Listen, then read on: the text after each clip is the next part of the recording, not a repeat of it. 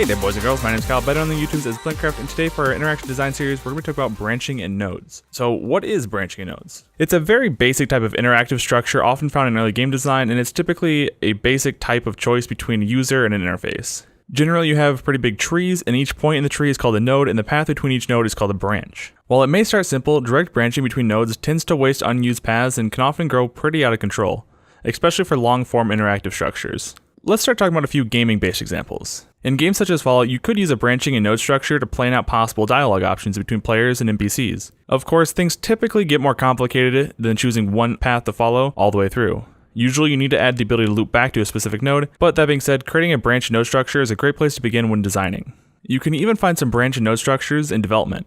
I've seen colleagues create massive branch structures using hundreds of lines of if statements all nested within each other. I'm not saying this is the best way to write code, but if you're using it as pseudo-code, it might help you gain a better understanding of what you're trying to actually get your code to do. Another example of branching code structure is Git. Now what is Git? Well, if you don't know, Git is an extremely popular version control system, and it uses somewhat of a branch and node structure. When you push a commit, you're creating a new node along the timeline. If you want to work on a new feature, you can create a new branch. This branch is branched off of your main development timeline. Now Git is an example of a more complicated branch and node structure since you can break off at specific nodes and then merge back in at others. If you're not currently using Git or any other version control system, I highly suggest you invest some time in defining which one works for you. That being said, that's all I had planned to talk about today. If you have any questions or tutorial suggestions, please feel free to leave them down in the comments below. As always, my name is Kyle, you just learned something cool today, and I'll see you next time.